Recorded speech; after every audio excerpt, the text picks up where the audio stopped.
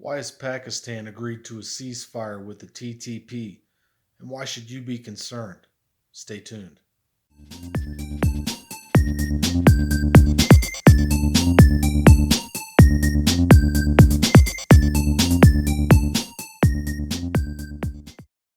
2 weeks ago, Pakistan agreed to a ceasefire with the TTP.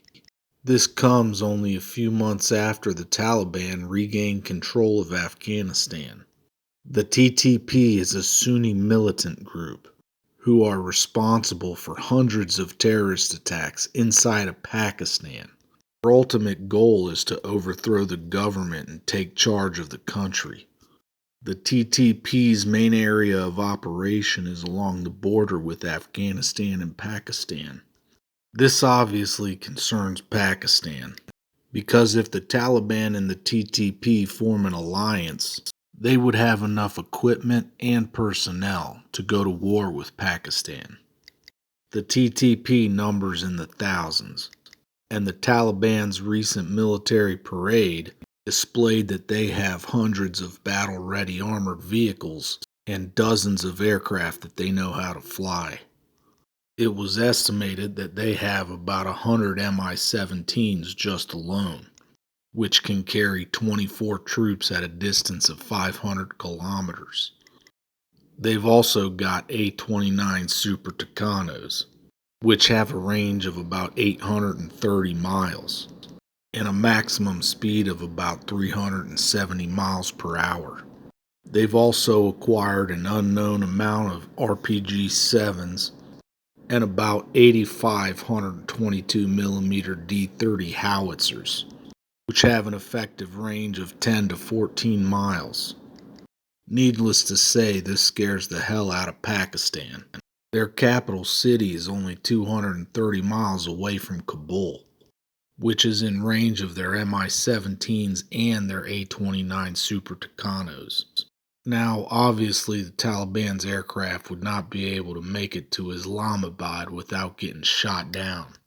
But what they could do is launch a ground invasion and attack Peshawar, which is only 62 miles away from Jalalabad, and very close to Islamabad, which is Pakistan's capital city. This would force the Pakistani military to send the majority of their assets to the north to protect the capital city, which would free up the Taliban to take ground in the south by seizing Route A75 that goes from Kandahar all the way through Pakistan. Kandahar is Afghanistan's second largest city, right here. From this location, the Taliban could airlift hundreds of soldiers fully decked out in RPG-7s to Loralai and Quetta.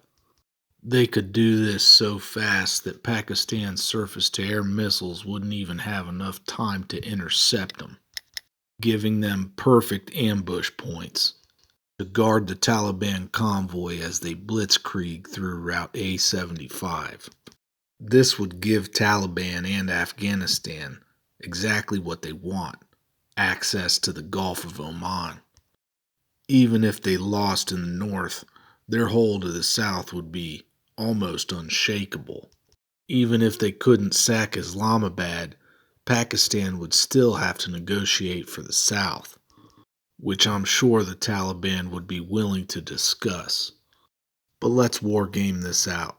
Let's consider all possibilities. Let's say they sack Islamabad, and the Taliban then control Afghanistan and Pakistan. Then what? The Taliban would have control of about 160 nuclear missiles, several of which are capable of reaching a distance of about 2,750 kilometers. And what if, let's say, they gave some of those missiles to their close ally, Iran? You can bet your bottom dollar the first country to be targeted would be Israel, followed by Saudi Arabia. And if they wanted to deal a devastating blow to Europe, all they'd have to do is drop a couple of them bad boys in the Mediterranean Sea. And if they have any left, you better believe they're sending them to Turkey. But whatever happens, as always, don't forget, help out your neighbors.